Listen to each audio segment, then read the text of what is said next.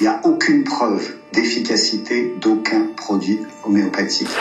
En même temps, j'ai un ami éleveur qui me dit d'utiliser l'homéopathie pour ses vaches. Les gens qui consomment de l'homéopathie, en effet, sont moins médicalisés par ailleurs. L'homéopathie à petite dose seulement. On est à Poudlard, quoi. On est dans Harry Potter. Alors, qui faut-il croire? La tribune fake med? Le titre, de la poudre de perlimpinpin. Des charlatans expliquent. Pour comprendre ce qu'est l'homéopathie et comment elle est supposée fonctionner. Confirmant l'absence de preuve de l'efficacité de l'homéopathie. Les granules n'ont pas d'efficacité parce qu'elles n'ont jamais réussi à le prouver.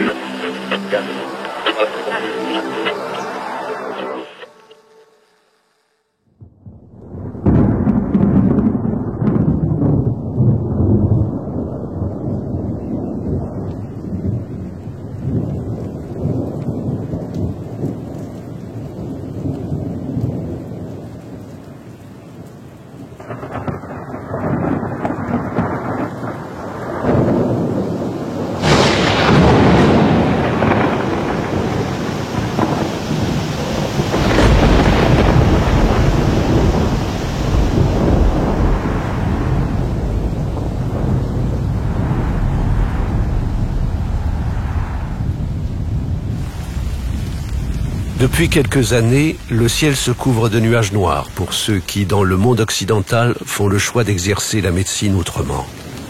Les homéopathes en particulier. Les attaques d'une violence peu commune visent à exclure l'homéopathie du champ de la médecine.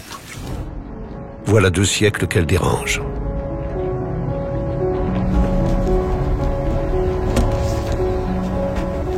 Personnellement, je lui dois beaucoup, du fait de sa remarquable efficacité dans tous les épisodes de maladie et de traumatisme de mon existence. À la fin de mes études de médecine, je l'intègre naturellement dans ma pratique quotidienne. J'en observe les effets bénéfiques depuis longtemps chez de nombreux patients, y compris dans les affections les plus sévères, associées ou non à la médecine conventionnelle.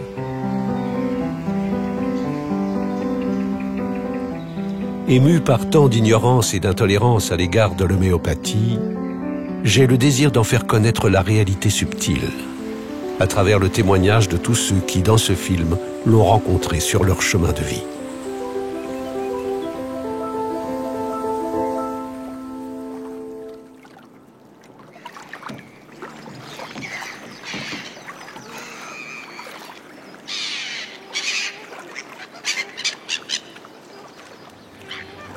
C'est un long parcours qui est tracé en fait un peu depuis mon enfance. J'ai eu des problèmes de santé assez sévères quand j'étais jeune et subi plusieurs interventions chirurgicales et tout naturellement, quand j'ai voulu choisir un choix de carrière après, je me suis dirigé vers la médecine. Et j'avais tellement fréquenté les hôpitaux que pour moi ça a été tout de suite la chirurgie. Donc voilà, je suis parti en chirurgie en Belgique, mais c'était la chirurgie digestive. Donc on faisait essentiellement du viscéral. Beaucoup de chirurgie de l'estomac, des appendicites, du foie, mais surtout beaucoup de cancérologie, donc une chirurgie de fin de parcours, presque de propreté. Et là, ça devenait extrêmement compliqué pour moi parce que je me disais, bon Dieu, en arriver là et faire uniquement ça comme type de formation, ça me plaisait pas tellement. Donc j'ai essayé de voir si on pouvait pas travailler un petit peu en amont pour éviter de voir des gens en fin de vie, comme ça, dans des états de dégradation importants, et voir s'il n'y a pas une autre technique pour leur éviter d'en arriver là.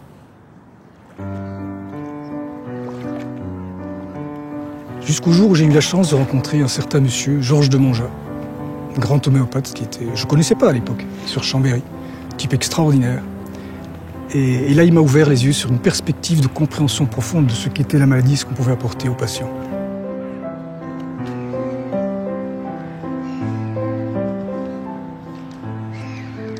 Au début, c'était assez compliqué parce que je ne savais pas très bien où j'allais en fait. Ce que je voulais, c'était une médecine qui soit plus humaine. Alors, je voulais quelque chose qui englobe plus l'énergie globale de l'individu. Le prendre dans son ensemble, à la fois avec sa maladie telle qu'il la présente, mais à la fois avec son mental, son psychisme qui accompagne. Parce que, en avançant, j'ai fini par comprendre que finalement, c'était une perturbation complète de l'énergie qui faisait qu'on tombait malade. En quelque sorte, la maladie n'est jamais que l'expression à travers le corps de quelque chose qui est perturbé en nous-mêmes. Donc, quand les patients nous amènent des symptômes, voire des pathologies, on prend ça un peu comme des pièces de puzzle qui nous amènent les unes à côté des autres. Et moi, les pièces de puzzle, je les mets ensemble. Et j'essaye de comprendre à travers toutes ces pièces que je mets les unes à côté des autres, mais qu'est-ce que ce patient essaye de me dire à travers sa pathologie, à travers ses symptômes, à travers sa maladie.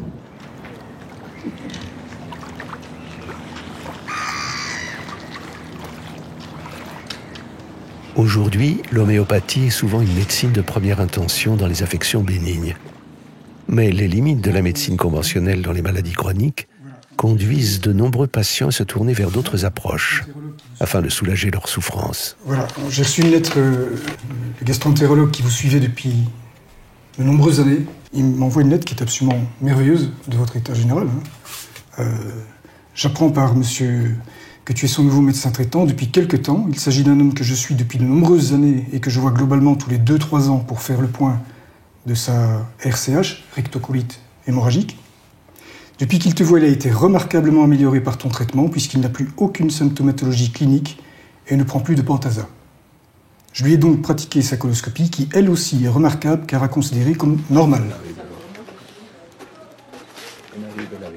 Le patient, donc je l'ai revu en consultation de suivi, m'a tout d'abord annoncé qu'il avait arrêté les traitements classiques que l'on prend pour cette maladie, qu'il faisait jusque-là.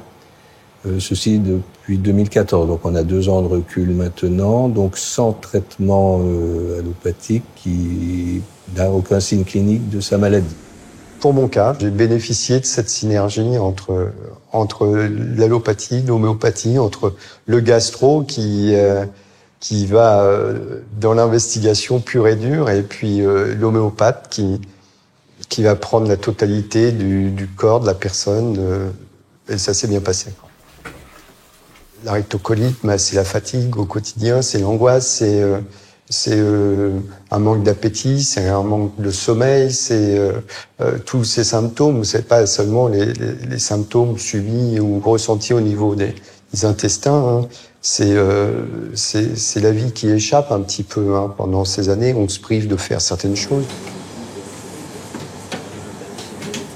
La rémission radicale de la maladie de ce patient qui souffrait depuis plus de 20 ans, malgré un traitement classique, pose question. Est-il évident d'attribuer un tel changement à un effet placebo ? Oh non, je pense pas. On peut que constater les choses. C'est-à-dire qu'il va très bien et sa muqueuse colique va très bien après ces 3 doses. Mais je pense pas qu'on puisse parler d'effet placebo, en effet. Mais ça me paraît peu probable. Je pense qu'un effet placebo comme ça aurait eu de l'effet s'il en prenait toutes les semaines ou tous les mois de façon régulière en se disant faut pas que j'oublie mon médicament. Mais là, on a 2 ou 3 ans. On est difficile de rabattre vers l'effet placebo. La difficulté pour l'homéopathe, c'est de reprendre les symptômes du patient et de pouvoir les traduire en langage répertorial que nous pouvons utiliser. Donc, les différents symptômes que j'ai repris chez le patient ici me donnent cette grille avec des ordres de préférence de remèdes. Après, c'est à nous, homéopathes, de pouvoir départager ces remèdes pour pouvoir lequel est le plus probant et lequel correspond le mieux avec la totalité des symptômes du patient sur le plan physique, sur le plan psychologique. Voilà. Mais il y avait un remède qui sortait très fort en première position, et c'est quand même celui que j'ai choisi, Mercurius causivus. Et dès les premières doses, vous avez senti un mieux, mais immédiat. Et le résultat est là. 2 ans et demi d'un côté, 20 ans de l'autre côté. Je ne sais pas si c'est statistique, mais le résultat est probant en tout cas.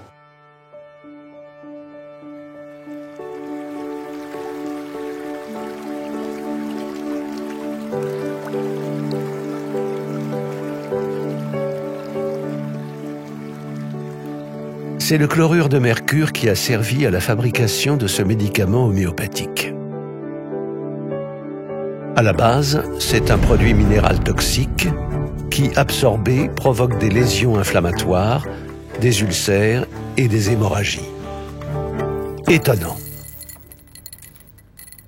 La prise de quelques doses homéopathiques de ce composé coïncide chez ce patient avec la disparition de symptômes analogues à ceux d'une intoxication par cette même substance.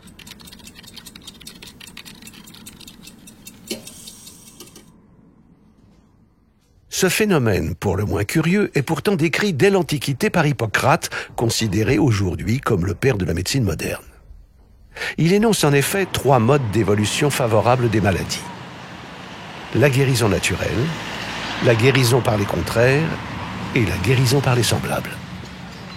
Un principe vérifié quelques siècles plus tard à l'occasion d'une expérience inédite. Cette idée d'expérimenter sur l'homme sain des substances de la nature nous vient de Samuel Hahnemann, grand médecin allemand à cheval sur le XVIIIe et le XIXe siècle. Déçu par sa pratique, insatisfait de ses résultats, il décide momentanément d'abandonner cette pratique pour se consacrer à la traduction d'œuvres scientifiques et à la chimie. Lisant la matière médicale de Cullen, il tombe sur l'écorce de quinquina, qui était un grand médicament utilisé pour les fièvres à l'époque, et l'idée lui vient d'expérimenter, lui, en pleine santé, cette substance, et il s'aperçoit qu'il se crée un état fébrile de fièvre avec quantité de symptômes qui ressemble étrangement à un état d'impaludation. Il va donc répéter cette expérience. Il va la répéter sur son entourage et il va également commencer à tester des tas d'autres substances naturelles. Aujourd'hui encore, on expérimente, on teste des milliers de substances de par le monde.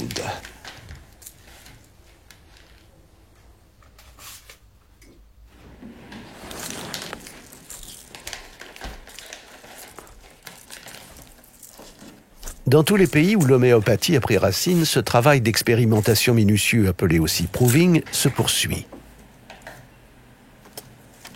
Après un entretien approfondi avec leur superviseur, les volontaires absorbent tous les jours des doses imprégnées ou non de la substance testée jusqu'à l'apparition de symptômes. Personne n'en connaît la composition, à l'exception du pharmacien. C'est un protocole en double aveugle contre placebo. Après 6 mois d'observation, chacun est invité à rendre compte de son expérience. Chaque expérimentateur, un par un, va raconter son vécu. Ça serait bien de se tenir à peu près à 5 minutes chacun. Les superviseurs, après, viennent donner un petit peu des compléments, leur éclairage sur l'expérimentation. Et puis comme ça, on va faire à tour de rôle. Donc au bout d'un moment, vous allez voir qu'il y a des choses qui vont se recouper entre ce que disent les uns et ce que disent les autres. Mais à partir du moment où je vous aurai dit le nom du remède, le proving est fini. Après, tout ce que vous pourrez ressentir sera forcément influencé par l'idée qu'on se fait de cette souche. D'accord ? Qui veut commencer ? Il y a un symptôme qui m'a suivi pendant 1 mois complet. C'était pas forcément tous les jours, mais c'était très récurrent. C'était une chaleur de l'oreille gauche. Les maux de tête, ils étaient au début à l'occiput et puis après en casque sur la tête. Vers 10h30, sensation de céphalée en casque. J'étais un peu rebelle, j'étais contre tout, contre la société. Mais toujours l'humeur aussi bonne. Pluriéthanal encore vers 21h jusqu'au coucher. Qui a expérimenté et qui n'a pas parlé encore ? Il y a toi ? Et donc il y a le tensiomètre qui est sur la table, elle prend le tensiomètre, elle dit c'est combien de temps ? Je sais pas, 23 d'un côté et 22 de l'autre. J'avais strictement aucun symptôme mis à part ça. C'est bon ? Voilà, c'est le sèvre du Liban qu'on a expérimenté. Quand j'étais en train de travailler sur ces notes, j'ai eu la chance de voir un patient qui avait plein de symptômes qui m'évoquaient la pathogénésis que j'avais entendue. Donc d'abord, il venait pour des maux de tête avec une chaleur à la tête exactement comme décrit par l'expérimentateur. Il avait des démangeaisons anales. Et puis surtout, il avait des à-coups de tension. Donc je lui ai donné une dose de cédrus libanique, un CH. Et de façon étonnante, son hypertension s'est complètement résolue. Et en plus, il a retrouvé un sommeil de bonne qualité. Donc on voit qu'en fait, j'aurais jamais pu prescrire cédrus dans cette situation-là si j'avais pas fait l'expérimentation, parce que c'est là que j'ai compris les symptômes. Donc en fait, j'ai senti qu'à ce moment-là, je me mettais vraiment dans les pas de Samuel Hahnemann, puisque en fait, comme les homéopathes, au fil des années, depuis que l'expérimentation se fait dans le monde entier, on enrichit la matière médicale. Et donc j'ai rajouté, avec tout le groupe d'expérimentateurs, on a rajouté quelques pages à la matière médicale et on a donné des outils supplémentaires aux prescripteurs. Dans toute expérimentation, seuls les sujets sensibles présentent des modifications de leur état psychologique et physique. Leurs symptômes analysés puis répertoriés ouvrent de nouvelles perspectives thérapeutiques. C'est ainsi que se confirme le bien fondé de la découverte du docteur Samuel Hahnemann. Toute substance capable de faire apparaître chez un individu sain des symptômes est susceptible de faire disparaître des symptômes semblables chez un sujet malade. Les semblables guérissent par les semblables.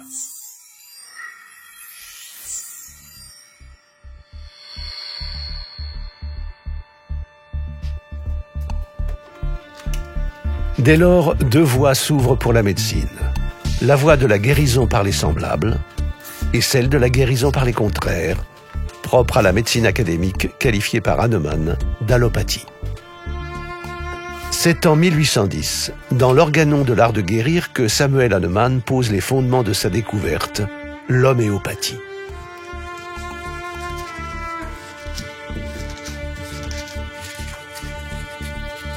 Fin connaisseur de la toxicologie, chimiste reconnu, il expérimente la dilution des substances afin d'annuler leur toxicité.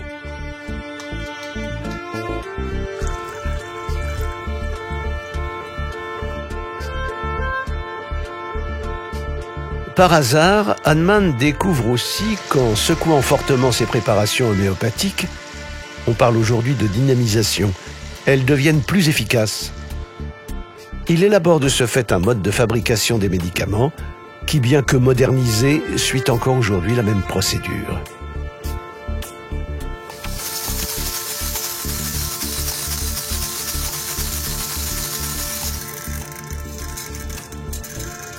Mais le travail de ce chercheur infatigable ne s'arrête pas là. C'est une conception révolutionnaire de la vie humaine, de la médecine et de la santé qu'il énonce dans l'Organon, basée sur le concept d'énergie vitale et de globalité. Hahnemann s'oppose à un modèle médical purement matérialiste. Il conçoit l'individu comme un tout, animé par une force immatérielle. Actually, perhaps most importantly, the vital energy in a human being, that energy which makes the body function, which gives it life, what we call life energy or the vital force. And that is clearly a real thing. It's an intelligent energy that organizes the activities in the body. Circulation, assimilation, metabolism, elimination. How do these things happen? Not by some accident. There's an intelligent energy there. And conventional science has a complete blind spot in relation to that. It doesn't really talk about that. And that's what we talk about in homeopathy all the time.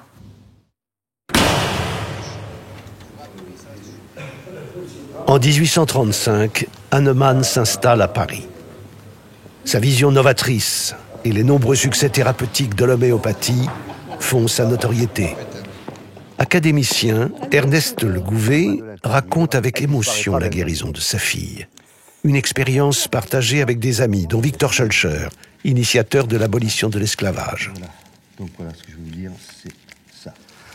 Ma fille, âgée de 4 ans, était mourante. Notre médecin de l'Hôtel-Dieu, avait déclaré le matin même à l'un de nos amis qu'elle était irrémédiablement perdue. Nous veillions, sa mère et moi, pour la dernière fois peut-être, auprès de son berceau. Schœlcher et Goubeau veillaient avec nous, et dans la chambre se trouvait aussi un jeune homme en toilette de bal que nous ne connaissions pas 3 heures auparavant. Un jeune peintre, Amaury Duval, qui avait consenti à faire le portrait de l'enfant dans ses derniers instants, ému aux larmes, leur dit soudain en les quittant au petit matin « Mais enfin, puisque votre médecin déclare votre enfant perdu, pourquoi ne vous adressez-vous pas à cette médecine nouvelle qui commence à faire un tendre bruit dans Paris? Pourquoi n'iriez-vous pas trouver Hahnemann ?» Mais il a raison, s'écria Goubeau. Hahnemann est mon voisin, il demeure rue de Milan, en face de mon institution. Je ne le connais pas, mais qu'importe, hein. J'y vais, je vous le ramène. Et son invincible charme opérant comme toujours, 1 heure après, Hahnemann et sa femme arrivaient avec lui dans la chambre de notre malade. Il revint le soir, il revint le lendemain et commença ses médicaments, se contentant de dire à chaque fois « encore un jour de gagné ». Le 10e jour, le péril redevint tout à coup imminent. Le froid gagna les genoux. Il arriva à 8 heures du soir et resta un quart d'heure près du lit, comme un homme en proie à une grande anxiété. Enfin, après avoir consulté avec sa femme, qui l'accompagnait toujours, il nous donna un médicament en nous disant « faites-lui prendre cela et remarquez bien si, d'ici à 1 heure, le pouls remonte ». Vers minuit, entre dans la chambre Chrétien Urban. Il me dit « mon cher monsieur Le Gouvet, votre fille est sauvée ». Les guérisons nombreuses et retentissantes de Hahnemann lui valent l'animosité de ses confrères. L'Académie de médecine va jusqu'à demander au ministre Guizot d'interdire en France la pratique de l'homéopathie. Guizot a la sagesse de ne pas donner suite à cette requête. Sa réponse aux détracteurs pourrait faire sourire. Si l'homéopathie est réellement inefficace et sans fondement, nul besoin de l'interdire, elle disparaîtra d'elle-même. Ça, c'est hallucinant.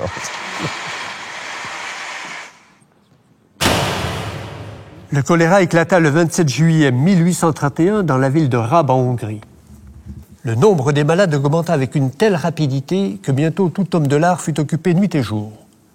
Ils rivalisèrent de zèle pour traiter et sauver leurs malades après divers systèmes. Mais malgré leurs efforts, les résultats obtenus ne furent pas heureux. Dans cette terrible maladie, comme dans toute autre, l'homéopathie s'est montrée miraculeuse.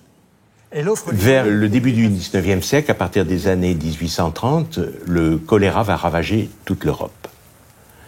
Dans la littérature, on trouve de nombreux témoignages de médecins, d'officiers de santé venant d'Italie, de Hongrie, de Russie, alors que la mortalité est de 50%, avec l'homéopathie, on n'enregistre que 5 à 10% de décès.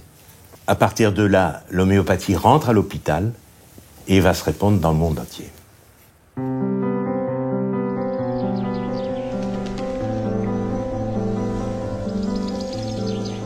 Le 2 juillet 1843, au terme d'une vie extraordinaire, Hahnemann s'éteint. Comme mes prédécesseurs et tous les adeptes de l'homéopathie, je ne peux qu'éprouver une immense reconnaissance devant l'héritage intemporel qu'il nous a légué.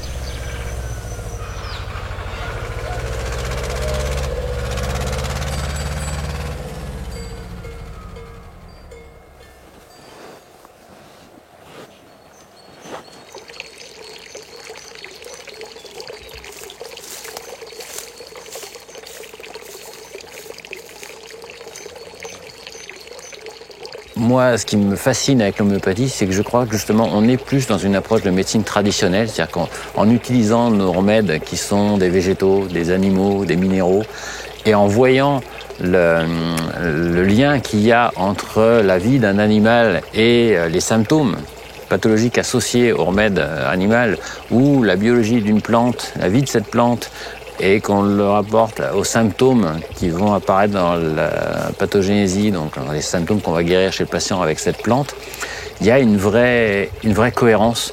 C'est comme si on s'intégrait dans une espèce de cosmogonie, une vraie cohérence, une vraie beauté en fait, et une vraie émotion.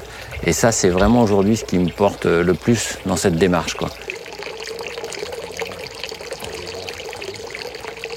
La médecine moderne est devenue et devient une médecine très technologique, de plus en plus technologique, ce qui ne veut pas dire qu'elle est inefficace. Je ne suis absolument pas un détracteur imbécile de l'allopathie, mais par contre, c'est une médecine qui se détache de plus en plus, de par son aspect technologique et de par ses idées de protocoles, de procédures, etc., elle est en train de se détacher de plus en plus du vivant.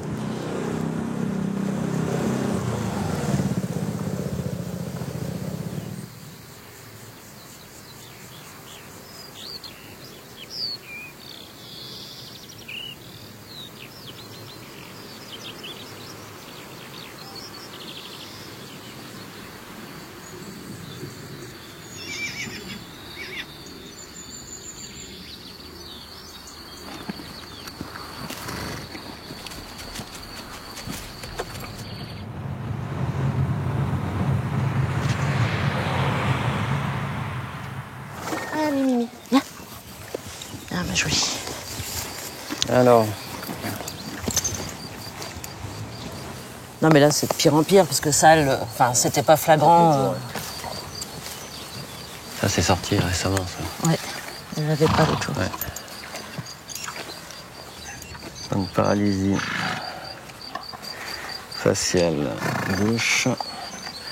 Donc l'oreille, la paupière. Et c'est surtout les lèvres, je trouve que c'est. Ouais, paupière. Et la lèvre supérieure qui est c'est comme ça complètement déformée. Ouais, c'est comme ça que je m'en suis aperçue. Ouais. D'accord. Donc là, ce qui se passe, c'est qu'il y a un mélanome qui est en train de comprimer le nerf facial. Qui se trouverait derrière l'oreille. Voilà, la palpation. Alors les mélanomes, au niveau allopathique, le seul traitement entre guillemets qui existe, c'est les doses de cimétidine fortes, on en avait parlé. Ouais. Vous avez essayé sans résultat. Le problème, c'est que c'est quand même une tumeur. Oui. Donc là, la tumeur comprime le nerf facial, et ce qu'on voit, c'est la résultante de la compression qu'en fait. Hein. D'accord. Donc le seul choix qu'on a, c'est la régression de cette tumeur pour libérer de nouveau le nerf. Sachant que je ne sais pas dans quel état il est le nerf. Donc le pronostic il reste réservé. Quoi. Le but de la consultation d'aujourd'hui, donc, puisqu'on décide d'essayer de trouver un remède homéopathique pour la soulager, je pense que c'est à peu près la seule solution qu'on a là, c'est que vous m'expliquiez en quoi Luna est exceptionnelle, entre guillemets. C'est-à-dire en quoi elle est différente d'une autre jument grise qui aurait des mélanomes. D'accord. C'est la première jument que j'ai eue et je l'ai toujours trouvée très fille, enfin dans le mauvais sens du terme, quoi. Voilà, non mais c'est ça, non mais je sais pas comment l'expliquer, mais très voilà, chochotte un peu, voilà. Alors que elle a peur de rien, enfin voilà, elle est pas tout dans l'exagération, enfin voilà, ça c'est Luna, c'est voilà. Et après, ce qui a changé là ces derniers temps, donc je sais pas si ça peut être lié, c'est qu'on a racheté d'abord Vacarme, qui était fort amoureux de Luna pendant très longtemps, au point de lui... Alors ça m'a étonné, c'est qu'elle se laissait mordiller la queue par Vacarme, alors que d'habitude, on ne pouvait pas lui approcher l'arrière. Et puis, quand j'ai acheté Pandora, donc au mois de mars, Vacarme l'a complètement délaissé. Et... Enfin, toute la hiérarchie du troupeau s'est trouvée modifiée, quoi.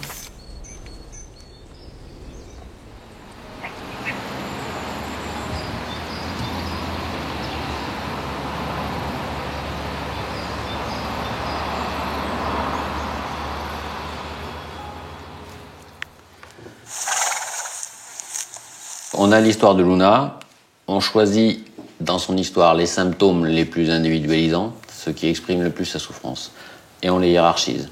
Moi, j'ai hiérarchisé ces symptômes. Le premier symptôme le plus important pour moi, c'est les tics qu'elle a. Le deuxième symptôme que je retiens, qui est aussi un symptôme physique et qui la dépasse, c'est cette nymphomanie. Donc le troisième symptôme que je garde, c'est la paralysie faciale, qui est directement liée à la maladie, puisqu'on a cette tumeur qui comprime le nerf facial. Quatrième symptôme, c'est cette précipitation, ce côté toujours pressé, et au-delà de ça, le côté fille qu'elle a décrit, qui est quand même intéressant, parce que là, on commence à être un peu plus dans le subjectif, par rapport à la construction du début de la hiérarchisation, mais il est important parce qu'elle l'a vraiment ressenti et que ça colle avec le reste finalement, avec cette précipitation, etc. C'est un côté un peu maniéré, c'est-à-dire que cette jument ne sait pas faire les choses simplement, elle exagère tout. Je finis l'individualisation de Luna avec en fait son histoire récente, c'est-à-dire que le fait qu'elle ait perdu sa position sociale dans le troupeau.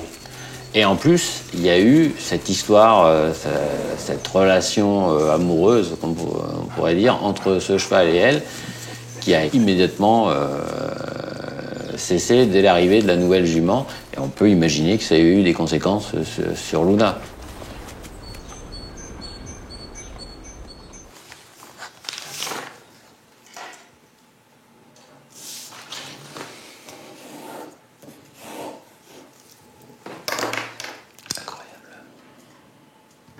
Je viens de me rendre compte que j'avais sauté une phrase que m'a dit la propriétaire, c'est-à-dire que toute sa vie, cette jument, elle a été nymphomane, d'accord ?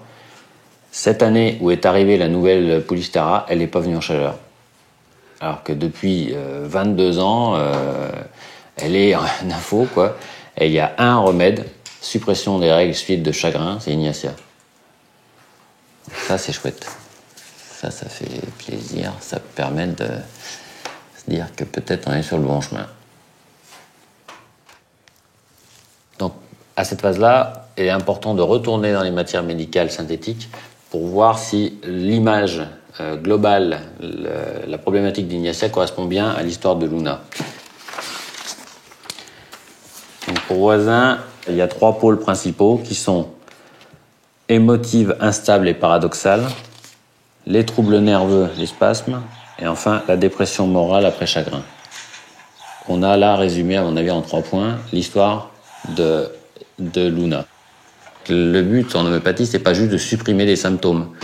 C'est évidemment de guérir, mais on sait, si on guérit d'un symptôme physique et que ça s'accompagne d'une amélioration du mental, et dans le cas de Luna, ça serait la disparition des tics, des stéréotypies, de cette espèce de précipitation permanente comme si elle était en danger, là on sait qu'on sera sur la vraie voie de la guérison.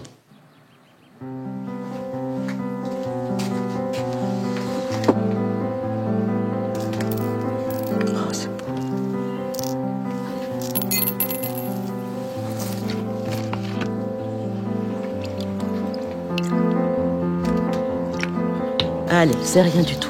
C'est rien, Poussinet.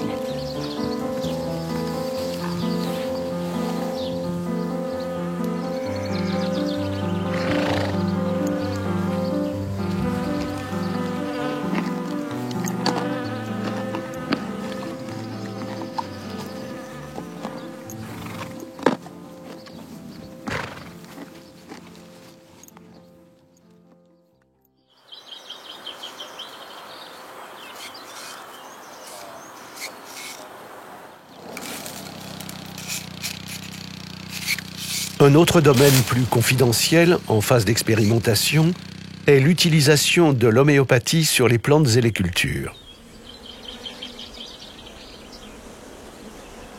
Des femmes, des hommes, agriculteurs cherchent des alternatives efficaces et durables, comme ici, dans le département de la Drôme. J'avais jamais fait la relation avec le végétal ni l'animal, comme si tout était cloisonné. Et j'ai découvert ça et je me suis dit, mais pourquoi pas le végétal? Et donc je suis là parce que je veux apprendre. On utilise l'homéopathie aussi bien au niveau familial que pour les animaux qui sont sur la ferme depuis très très longtemps. Et suite à l'invasion de la pyrale du buis l'an dernier, on a fait plusieurs essais pour essayer de gérer cette invasion, dont de l'homéopathie, conjointe à d'autres expériences sur des moyens physiques qui sont l'utilisation de nettoyeurs de pression pour faire tomber les chenilles, ou bien du bacille thuringiensis.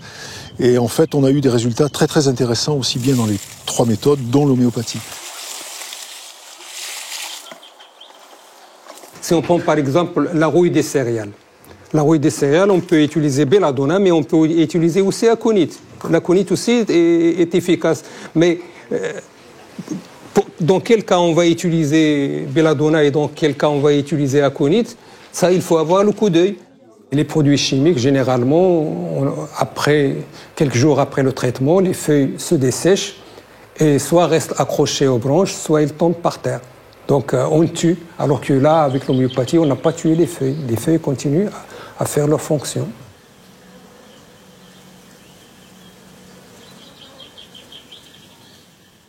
J'ai travaillé quand même 40 ans et plus dans une école d'agronomie. On ne m'a jamais parlé de ça.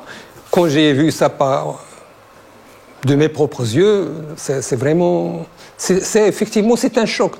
C'est un choc parce que moi qui croyais toujours qu'il faut avoir une dose létale pour éradiquer le parasite, avec un granule de sucre, on a pu quand même guérir une maladie qui demande... Et même de point de vue économique, parce qu'au Maroc, un tube de granules, ça coûte 18 dirhams 50. Il y a 80 granules. Alors, calculez le coût pour voir, comparez-le à... Ça m'a poussé à faire des recherches dans le domaine de l'homéopathie. Moi qui suis formaté chimie, ne croyais jamais à ces granules. Quand j'ai vu l'efficacité, parce que on dit toujours que c'est un effet placebo. Mais la plante, est-ce qu'il a un effet placebo? Partout dans le monde, on a fait des recherches sur le fusarium. C'est une maladie très très grave parce qu'en un siècle, il a détruit quand même les 3/4 de la palmeraie marocaine. Ce qui fait que l'alternative que nous avons choisie, c'est de reproduire le palmier par voie génétique, essayer de trouver des variétés résistantes. Alors nous, en homéopathie, on a essayé sur le fusarium une dizaine de remèdes et nous avons quand même un résultat pour 5 remèdes. Pour 5 remèdes, au moins, on a pu stopper l'évolution du parasite. Et les palmiers qu'on n'a pas traités, ils ont crevé au bout de 6 mois. On n'a pas voulu faire de publication parce que tout ce que nous avons fait, ça a été vraiment le fruit du hasard. Donc, pour pouvoir infirmer ou confirmer les résultats, on va essayer de faire de l'expérimentation dans les bonnes règles de l'art.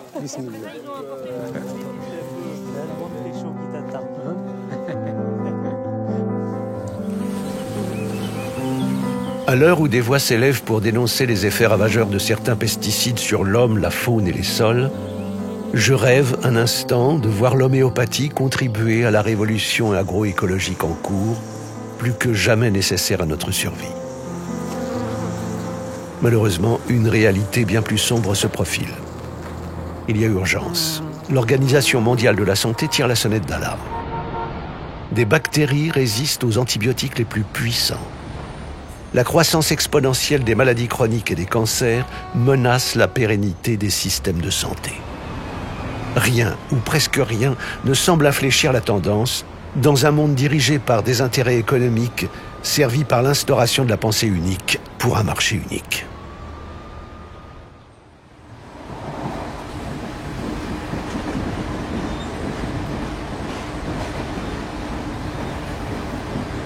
Au dire de ses détracteurs, l'homéopathie ne fait pas la preuve d'une efficacité supérieure à celle d'un placebo. Malgré les milliers de cas documentés dans le monde en 2 siècles et les avancées scientifiques sur le sujet, la négation de ces faits persiste.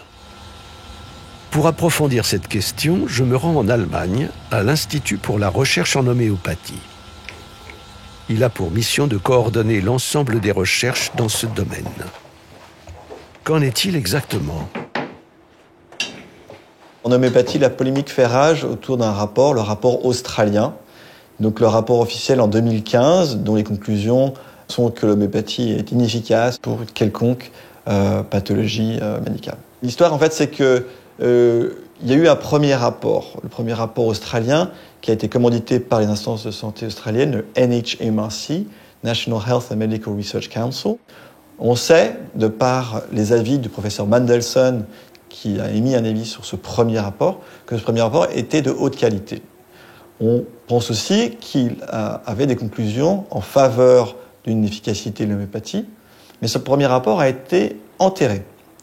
Et donc, ce qu'on appelle maintenant le rapport australien est en fait le deuxième rapport australien. Donc, nous, on a regardé ce rapport de fond en comble, 600 pages, et découvert un certain nombre de problèmes avec ce rapport, en termes scientifiques, des critères qui n'ont jamais été utilisés avant, critères de taille de l'étude et des critères de qualité, qui sont des critères très forts, qui ont pour conséquence, en fait, de réduire l'évidence de 176 études cliniques randomisées à 5 études. Quand on comprend ça, on comprend assez facilement comment on peut arriver à des conclusions aussi tranchées, aussi nettes, comme quoi l'homéopathie serait inefficace pour toute pathologie.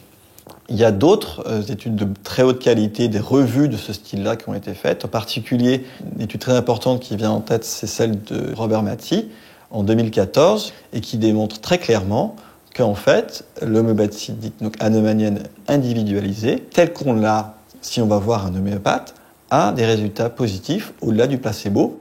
Donc les conclusions de cette étude sont très claires, et la méthodologie qui a été utilisée, qui est du style Cochrane, donc des méthodologies qui sont très établies, très solides, n'ont pas été critiquées à ce jour.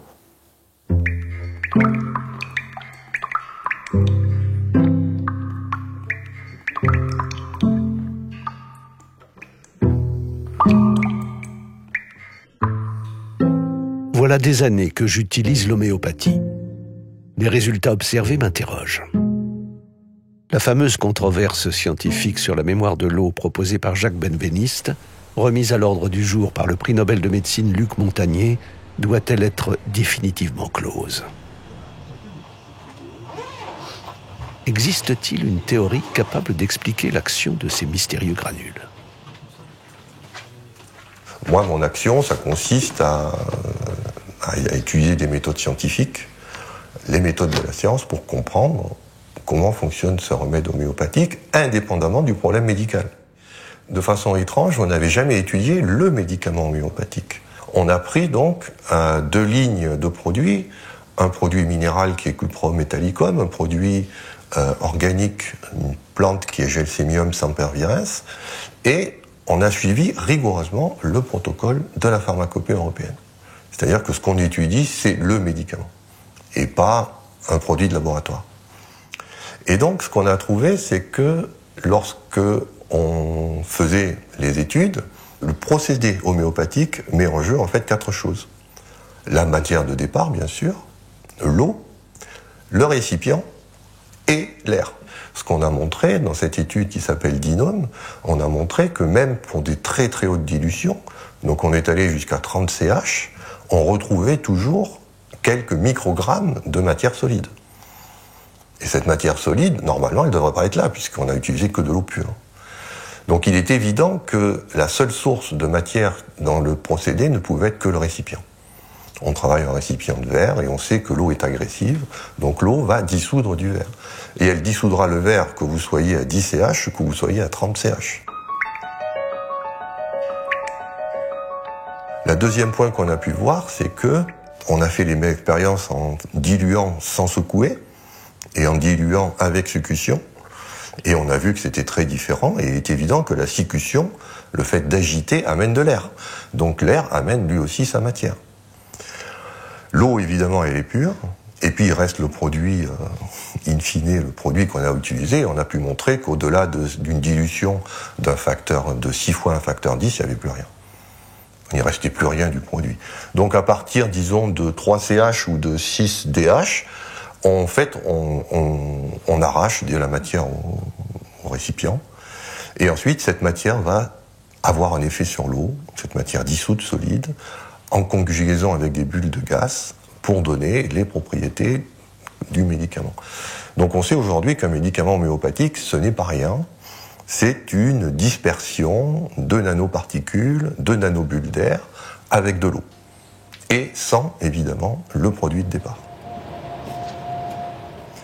Et ce qu'amène la théorie, c'est qu'elle nous apprend que quand on prend en compte la molécule d'eau, le vide et le rayonnement électromagnétique, on voit que sur l'eau, on découpe un damier, vous savez, comme un échiquier, dont les tailles sont de 100 nanomètres par 100 nanomètres, qui correspondent à l'excitation de la molécule d'eau par le rayonnement électromagnétique, qui est là de type ultraviolet. Et donc, ce damier se comporte comme, en fait, n'importe quelle mémoire d'ordinateur, c'est-à-dire qu'à l'intersection de chaque case, je peux mettre 0 ou 1, et à ce moment-là, je peux coder n'importe quel type d'information. Donc l'idée, c'est que quand on fait le médicament homéopathique, une piste de compréhension serait que ce damier existe dans l'eau et va être stabilisé par les nanoparticules de solide et par les nanobulles de gaz, parce que s'il n'y avait pas ces objets, le damier serait instable, ça on l'a montré aussi théoriquement. Pour que le damier soit stable, il faut qu'il s'accroche sur quelque chose. Donc l'idéal, c'est sur des solides ou sur du gaz. Et une fois que ce damier est là, eh bien évidemment la molécule, quand on la met, elle met son information sur ce damier, et puis ensuite quand on dilue, on retient que la partie immatérielle, électromagnétique, la signature électromagnétique de la molécule, plus que l'aspect matériel.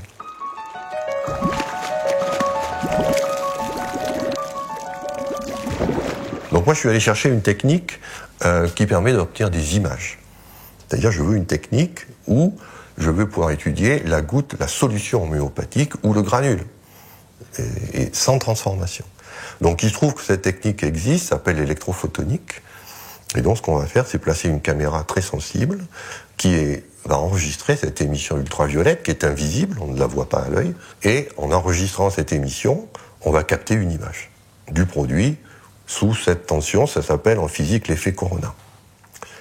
Et puis ensuite, c'est facile, puisqu'on pose la goutte, on peut être la goutte de n'importe quoi, et puis on regarde, on a une image. Donc là, par exemple, c'est typiquement ce qu'on a fait dans le cadre du projet Dinome. On regarde bien sûr l'eau pure, qui a sa signature qui est bien reconnaissable. C'est une couronne qui est relativement bien développée, on occupe à peu près entre 7 et 8% de la surface. Et surtout, ce qui caractérise l'eau pure, c'est qu'elle a du mal à se structurer en flamèche, ce qu'on appelle ici les streamers. Il y en a quelques-uns, mais on voit qu'il y en a qui sont courts, il y en a qui sont longs. Ça, c'est caractéristique de l'eau pure. Ce qu'on a fait ensuite, c'est utiliser donc la teinture mère de Gelsémium sans pervirens. Donc là, on voit tout de suite la différence. C'est que maintenant, et là, il y a de la matière, parce qu'on est avec la teinture mère, donc il n'y a pas eu de dilution. Et on voit tout de suite que l'émission lumineuse est complètement différente. Ensuite, ce qu'on a fait, c'est qu'on a dilué cette teinture mère à 10-26. On se place à un point où, normalement, il ne doit plus y avoir plus rien, même si on sait qu'il n'y a plus rien dès le début. Donc là, on voit très bien ce qui se passe. On voit qu'on réduit le nombre de streamers, c'est-à-dire qu'on diminue l'information, et surtout, on les allonge. Et ensuite, on a évidemment l'effet de la dynamisation. Et là, on voit que le produit donc change encore la succution est importante, elle amène des modifications dans l'image. On va analyser ces images avec des méthodes scientifiques, taille de la couronne, nombre de streamers, quantité d'informations qui sont contenues, puisqu'on peut modéliser la quantité d'informations par des algorithmes mathématiques. Et l'analyse de toutes ces images donnera lieu à une publication qui est en cours de rédaction. Donc en conclusion, on peut dire que l'eau, la teinture mère, le produit dilué 26 fois ou dynamisé à 13 CH sont des produits qui sont tous différents. L'image, il y a une information cuivre qui est ici, qui est très différente dans une information gelsémium. Chaque remède a sa signature photonique. On savait dès le 19e siècle que dans la nature, il y a deux choses. Il y a de la matière et du rayonnement. Et que la réalité est soit matérielle, soit immatérielle.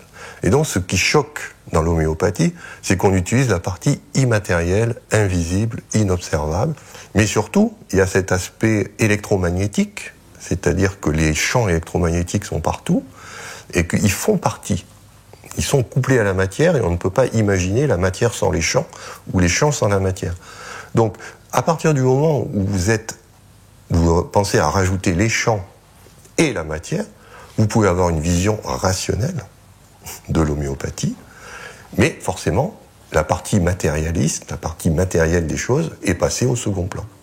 L'homéopathie ne heurte pas la rationalité, elle heurte la matérialité. C'est pas la même chose.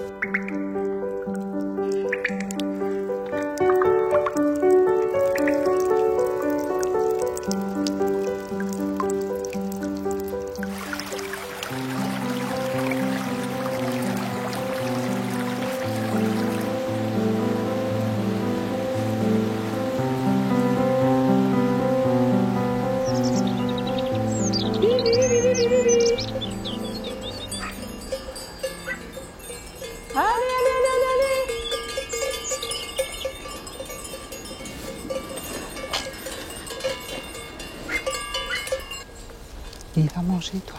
Hein? Tu veux pas manger? Un truc là. Ça te fait mal ou pas? Hein? Allez, venez. Un peu partout en France, l'homéopathie fait des émules parmi les éleveurs soucieux de la condition animale et de l'environnement. Pour tous ceux qui l'ont étudiée sérieusement, cette approche fait partie des alternatives possibles à une antibiothérapie dont l'usage abusif est désormais reconnu comme dangereux. Son efficacité sur le terrain dans les affections les plus graves ne remet-elle pas en cause l'argument simpliste et réducteur d'un effet placebo? L'effet placebo, on a beaucoup parlé de l'effet placebo, effectivement. Mais nous, soignant des animaux avec des propriétaires avertis, on se rend compte, et là il faut rentrer dans les échecs. On a des échecs, et on a beaucoup d'échecs. On a aussi beaucoup de succès. Par exemple, quand on lutte contre les avortements, on s'aperçoit que les avortements dus à une grande frayeur, parce qu'il y a une attaque de chien errant ou de loup, et on donne aconite en dilution élevée, et on s'aperçoit que les avortements se calment. Et les brebis, elles ont reçu leur ration journalière, quotidienne, exactement de la même façon. La seule chose qui a changé, c'est qu'on a pulvérisé quelques gouttelettes du remède dilué et dynamisé sur le fourrage. Personne n'en sait rien. L'éleveur le sait, c'est tout.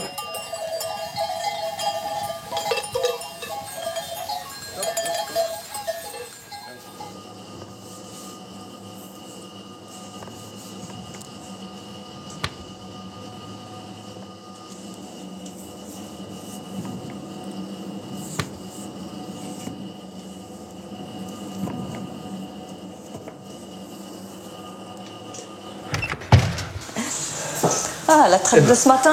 Ouais, presque à l'heure. L'homéopathie, je pense que ça travaille sur l'équilibre aussi des animaux. Et on travaille sur du vivant. La santé, c'est un équilibre. Et le lait reflète cet équilibre. Le lait lui-même est équilibré ou pas. C'est le reflet vraiment de l'état de santé des animaux. Donc c'est une conception de la vie finalement et de ce que peut être la santé ou la maladie.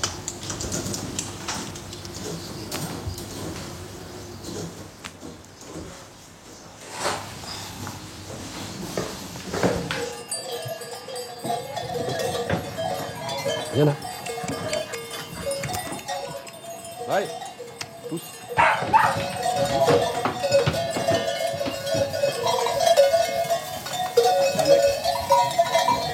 Je suis venu à l'homéopathie par hasard, en fait. Je bossais chez des gens, et la dame de cette maison, en fait, était docteur. Et puis bon, on a parlé d'homéo, elle m'a filé ces 10 feuilles renéotypées, ou qui posaient directement les bases, quand même, de l'homéo, avec Hahnemann, l'énergie vitale, la loi de similitude, les symptômes, les remèdes, tout ça. Alors, moi, je découvrais un truc. Alors là, c'était un monde, quoi. Mais j'ai trouvé cette démarche d'observation fine, hyper intéressant. Enfin, moi, je débutais dans le boulot d'éleveur. Enfin, j'avais bossé un peu déjà, mais ça m'a vraiment interpellé comment ces gens regardaient leurs animaux, comment ils voyaient une chèvre vivre au milieu de carences, pourquoi celle-là, elle est toujours près de la porte là-bas, à chercher de l'air frais peut-être, ou chercher de la lumière, mais elle cherche quelque chose là-bas. Pourquoi les autres sont là, elle là-bas? Et voilà, et donc ça a fait comme ça, quoi. Et puis après, j'ai fait 1 ou 2 stages avec des vétos, j'ai acheté des bouquins, j'ai bouquiné. J'ai passé beaucoup de temps quand même à lire les matières médicales, quoi, pour stocker, avoir un stock de symptômes en tête pour pouvoir le lire sur un animal.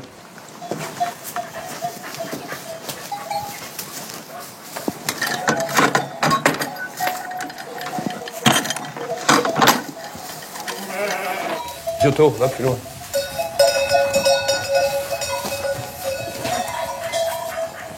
Allez, marche. Donc il y a 2 ou 3 ans, on a eu 2 ou 3 mammites gangréneuses là, sur le troupeau. On a sauvé 2 bêtes sur 3 quand même. Donc une mammite gangréneuse, c'est assez spectaculaire parce que là, au niveau de la mamelle, donc le quartier est gonflé comme ça, il devient violet, noir, et il se met à pourrir. Et généralement la bête en meurt, donc en allopathie ça marche pas non plus d'ailleurs. Donc là on a donné l'achésis, c'est du venin de serpent crottal. Et est apparu ce qu'on appelle un sillon disjoncteur, c'est-à-dire qu'il s'est tracé une limite, à peu près comme ça sur le quartier, et la gangrène n'a pas été plus loin. Mais toute cette partie-là du quartier a pourri et est tombée.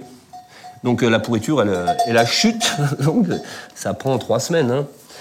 Mais derrière, il manquait un bout de la mamelle, mais c'était complètement cicatrisé et nickel, quoi. Et 2 mois après, donc c'était au mois de mai, ça. 2 mois après, on a fait les échographies. La bête était pleine. Elle s'était retapée, elle était pleine. Elle a agnelé. Elle avait plus qu'un quartier qui produisait du lait, mais bon, on a sauvé la bête. On a sauvé la lactation suivante, même si la lactation est moins bonne. Mais c'est quand même chouette, quoi. Même si, d'un point de vue économique, le meilleur remède dans ce cas-là, c'était un coup de masse. Et puis on n'en parle plus. Mais cet aspect économique, moi, je veux pas en tenir compte, quoi. C'est pas mon job. Enfin, c'est mon job, faut que j'en vive, évidemment, mais. Je veux dire, s'il y a une bête malade, il faut que je la soigne. C'est des bêtes dont j'ai la charge, quoi. Après, si les bêtes sont bien nourries, bien logées, on évite quand même 80% des ennuis. Hein.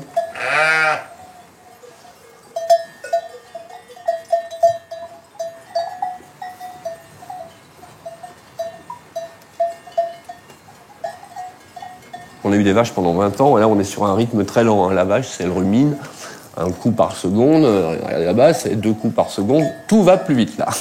Là, tout va beaucoup plus vite. Donc souvent les pathologies, quand il y a un souci, il faut agir vraiment très vite, et des coups, on n'a pas le temps d'attendre le veto, quoi. Hein. Et qui est occupé ailleurs, parce que c'est comme ça.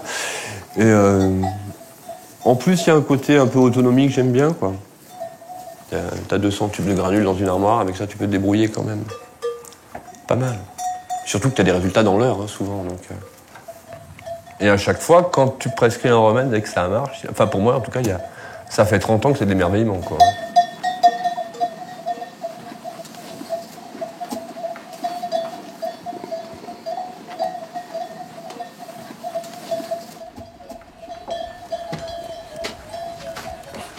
Ben voilà, donc la pharmacie, classée par ordre alphabétique. Voilà, c'est les remèdes que j'utilise principalement ici. On va donc regarder là. Qu'est-ce qu'il y a là? Claquesis mutus, c'est un remède qu'on peut utiliser pour plein de choses différentes. Nous, on l'a utilisé donc récemment, je disais tout à l'heure, là, pour des mammites gangréneuses, mais on peut l'utiliser pour autre chose aussi.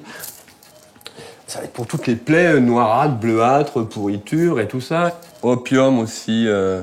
Ça, c'est un cas. Ça, c'était bien.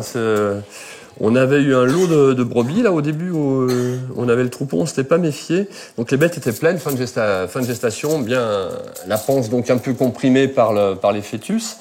Et on les a changées de parc. Elles sont passées sur un bois de chêne où il y avait un tapis de glands comme ça, quoi. Donc elles se sont gavées de glands. Ça a bloqué la panse. On a soigné presque tout le lot avec l'Uxomica, donc sauf une. Il y en a toujours une, ça marche toujours, mais presque pas toujours, pas complètement. Hein. Et il y en a une qui se remettait pas, quoi. Et donc cette bête, elle roupillait, en fait. Elle avait comme ça tout le temps. Bête qui dort, constipée, mais à fond, quoi. Et bon, dans ce cas-là, c'était pas du Zoomica. C'était l'opium pour celle-là, parce qu'il y a un assoupissement, endormissement, je me rappelle plus le nom du symptôme précis, mais c'était ça, quoi. C'est la bête qui roupille et qui est complètement... En fait, elle est stone, quoi.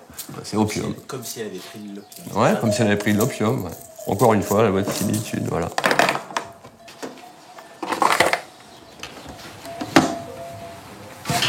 Pour les courants d'air.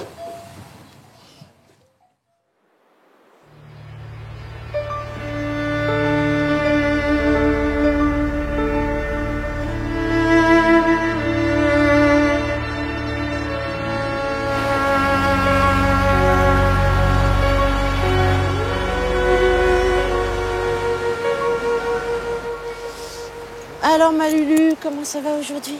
Ça va la belle poupée? Ça va ma poupée? Oh oui. T'es belle ma fille. Belle poupée ça. Allez, hop, tu marches? C'est bien Minette. C'est bien. Alors depuis, Luna a récupéré complètement la mobilité de son oreille. Elle avait également la paupière qui pendait, qui maintenant elle a complètement récupéré. Et puis sa lèvre a bien dégonflé et elle a retrouvé pas mal de mobilité du nez. Elle tique plus, avant elle tiquait beaucoup, elle était très nerveuse, elle tiquait à l'ours tout le temps. Et puis elle a repris sa place dans le troupeau aussi. Luna aussi avait un gros problème, c'était qu'elle était constamment en chaleur. Ce qui lui posait des problèmes de comportement parce qu'elle était très nerveuse pendant ces périodes-là. Elle était parfois en chaleur des mois durant, ce qui n'est pas normal. Et là, dernièrement, elle a été en chaleur de façon très discrète et pendant 3 semaines, ce qui est la durée normale des chaleurs. Et voilà. Et tout s'est très bien passé, pas eu de soucis de comportement avec Luna à ces moments-là. Fillette.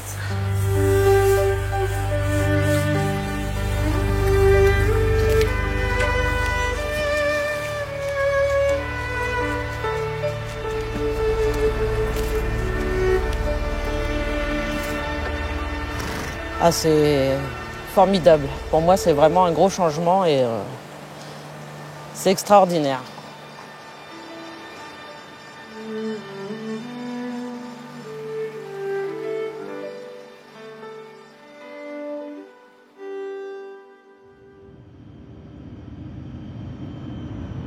L'homéopathie est une médecine exigeante qui requiert des années de formation. L'usage de recettes simples et utiles, notamment dans l'automédication familiale pour des affections bénignes, trouve vite ses limites. En Inde, l'homéopathie est plébiscitée par 200 millions de personnes. Elle y connaît, dans le sillage de Gandhi, un développement et une vitalité sans équivalent. Depuis 1973, elle s'intègre parfaitement dans le système de santé pluraliste de l'Inde. Dans ce pays, de nombreux homéopathes viennent des 4 coins du monde approfondir leurs connaissances. C'est ici que je trouve un début de réponse à une question essentielle. De quelle nature est le lien subtil entre la personne et le remède ? Jusqu'où peut-on observer des ressemblances entre l'expression humaine de la souffrance et la spécificité de chaque substance ? I want to speak about my discovery of the non-human language in patients. So modern medicine and most people now recognize that stress is a major cause of many of the problems of the human being, many diseases. But what is stress? So when I started investigating in each individual what the stress is, I found that it doesn't come from outer reality, but how that individual perceives reality. How is his experience of reality? For example, he has a lot of stress at work. How does he experience the stress? And then as we probe deeper, he would tell us that he feels as if somebody is dominating him. When you ask, how does it experience when somebody dominates you?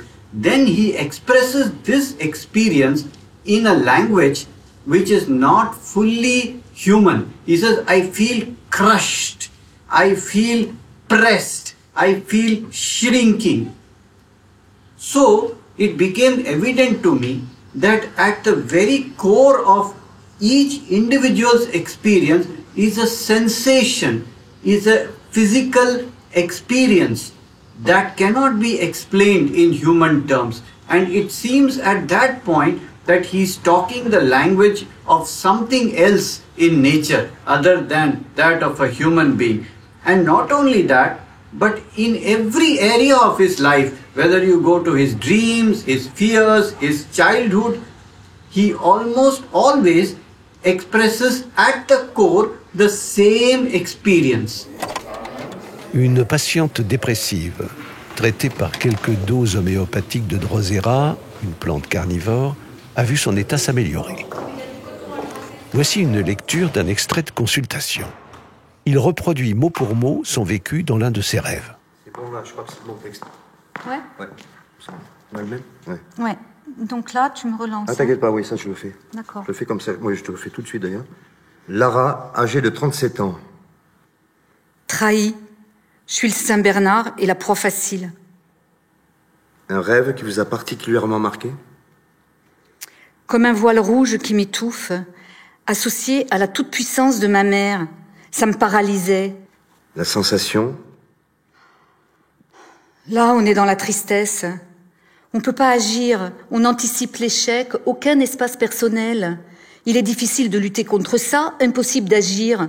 On est soumis à ce truc. C'est pas une impression de noyade dans le paysage, il y a la mer. Dans le rêve, soudain, un grand voile qui sort de la mer, très menaçant, qui vient m'enfermer au-dessus de moi. On ne peut pas échapper. Bien.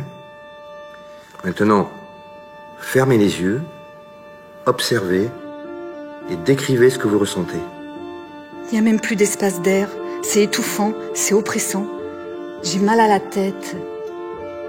Un soleil voilé, ce voile qui va m'étouffer, ça m'empêche de respirer, d'agir. J'ai l'impression qu'on ne peut pas fuir ou se dégager. Je suis un grain de sable. Je suis à la merci de ça. J'ai peur, comme si je suis prisonnière, que je ne peux pas être aux commandes. Quelqu'un veut me transformer en robot. Je me débats, mais ça sert à rien pour échapper à ce voile. C'est dérisoire par rapport à cette force. Comme un nain face à un géant.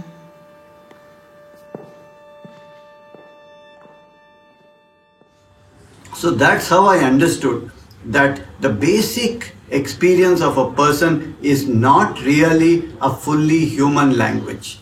So I found 3 distinct patterns of perception in individuals, either sensitive or experience loss or competitive.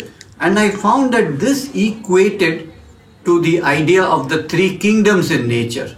The plant is sensitive and reactive. The mineral talks about either lacking something or losing something, and the animal of competition and survival. And that's how I could find a correlation between that non-human language and the language of something in nature. Diane, 48 ans, est adressée par son médecin pour un état anxieux et dépressif. C'est comme dans les rêves, on voudrait s'échapper, on n'avance pas, on fait du surplace, on n'arrive pas à se dégager, même si c'est perdu d'avance, se battre jusqu'au bout. Si la chose nous entraîne pour nous manger, on n'abandonne que si on est mort. Se battre même si on sait que c'est fini, même si on sait qu'elle gagnera. Pas question qu'elle puisse nous dévorer sans s'être battue d'avance. Quand on se bat, on se débat, on ne pense pas à l'échéance fatale. On sait que l'autre a gagné d'avance. C'est sournois, on ne peut rien faire. On savait que ça risquait d'arriver. Au départ, on s'est trompé. On savait qu'on prenait un risque.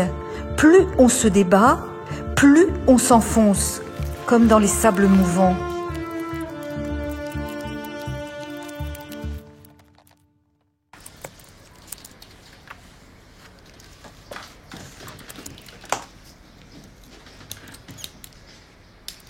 Parfait.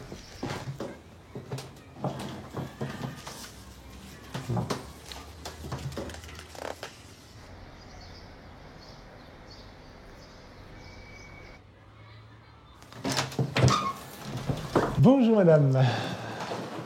Bonjour docteur. Entrez, je vous en prie.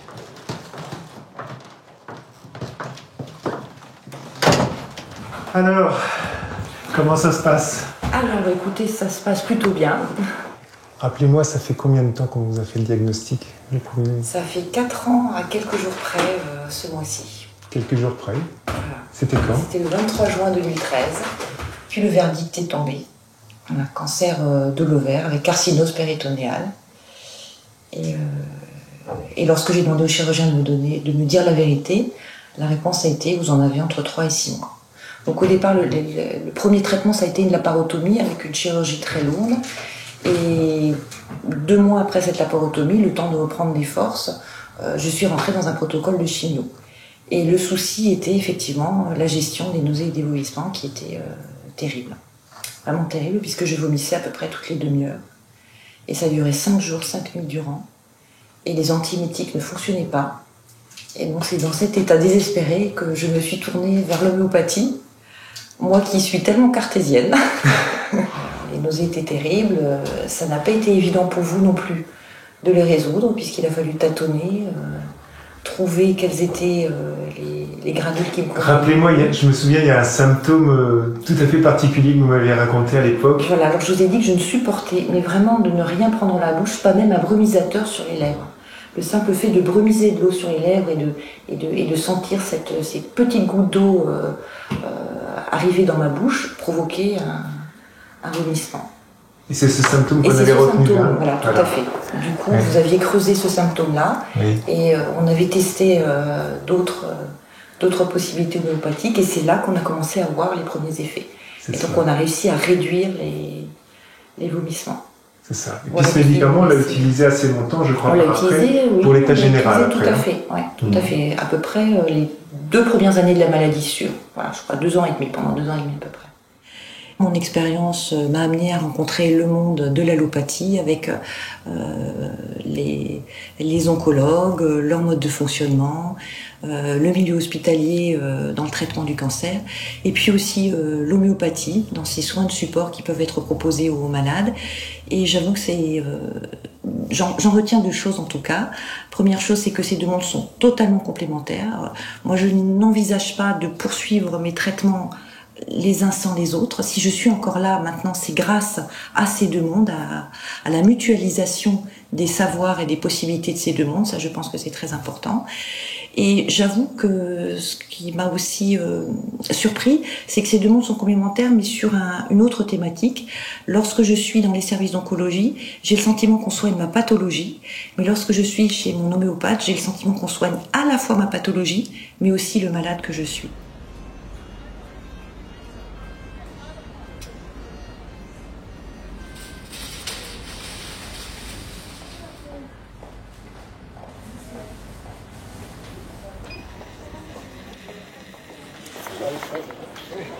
La découverte d'un travail conjoint avec un médecin homéopathe date de mon installation dans la clinique, où en fait on a pu développer des prises en charge communes.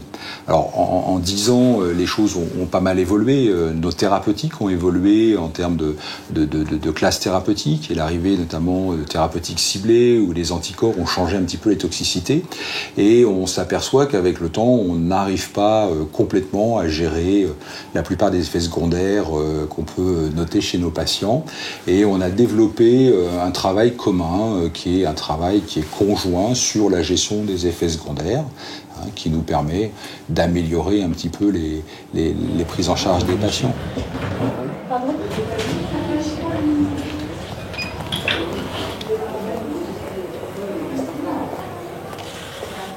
Aujourd'hui, on est dans la prise en charge holistique, la médecine intégrative. Ça veut dire qu'il faut recourir à tout ce qui est possible, disponible, pour améliorer la qualité de vie des patients au cours des traitements au sens large de cancérologie. Personne ne détient la vérité, chacun va trouver un intérêt dans une approche, d'autres c'est plus la méditation et tout. Je crois que c'est vraiment des éléments. Et puis je pense que il ne faut pas avoir de position doctrinaire par rapport aux choses, c'est voir, regarder. Je ne sais pas ce que tu en penses. Les patients font des choix, on les accompagne, on les respecte dans les choix, on essaie de gérer. C'est vraiment le principe de la médecine intégrative qui concerne d'ajouter ce qu'il y a de mieux en médecine conventionnelle à ce qu'il y a de mieux en médecine complémentaire. Si on arrive à associer les deux, celui qui en profite, c'est le patient, c'est lui qui est au centre de notre intérêt.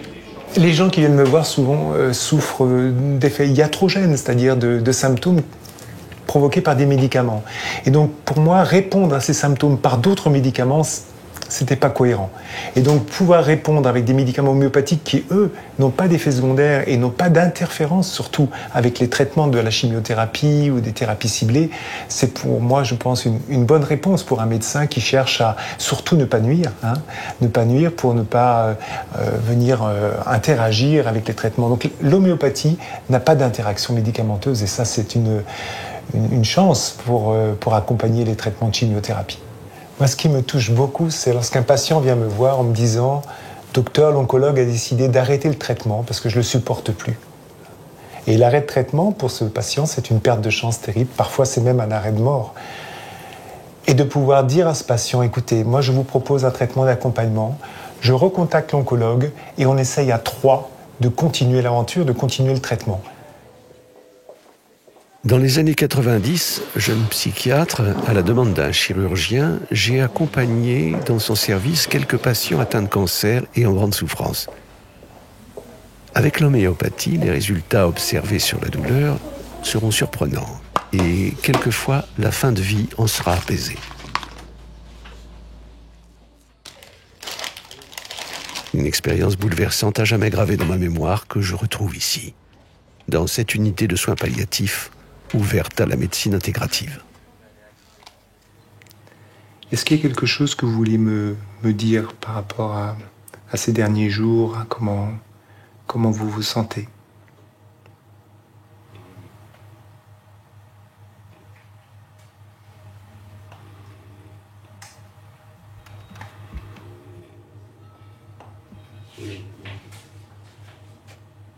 Je me sens privilégié, c'est-à-dire que puis-je demander de plus ? Voilà. Vous avez accepté de témoigner par rapport à à ce soir et par rapport à la présence de l'homéopathie dans ce service, est-ce que vous auriez quelque chose à nous dire par rapport à ce que vous avez vécu avec les traitements homéopathiques, avec le fait que vous puissiez avoir un médecin homéopathe qui vous voit dans ce service de soins palliatifs?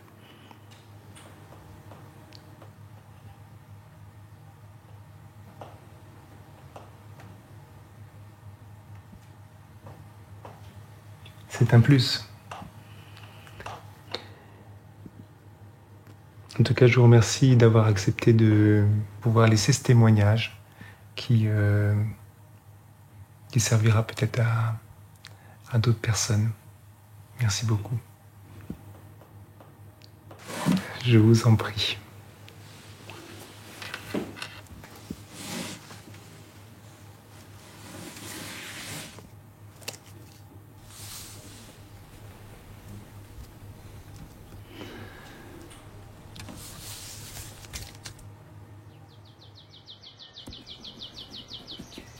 Si mon désir était de faire connaître et partager l'intérêt de cette autre voie, l'écriture de ce film m'a permis de découvrir et rencontrer des personnes qui m'ont nourri de leur expérience et de leur humanité. L'homéopathie questionne les limites d'un savoir largement insuffisant face à la complexité du vivant et à ses capacités insoupçonnées d'auto-guérison. Je crois qu'elle reste une alternative possible, voire nécessaire, face aux défis écologiques et sanitaires qui s'annoncent. À l'heure où l'on parle d'interdire, d'exclure et de condamner, je veux dire mon attachement, comme celui du plus grand nombre, à une science libre et ouverte sur l'inconnu, accordée à la nature, à laquelle nous sommes pour toujours liés.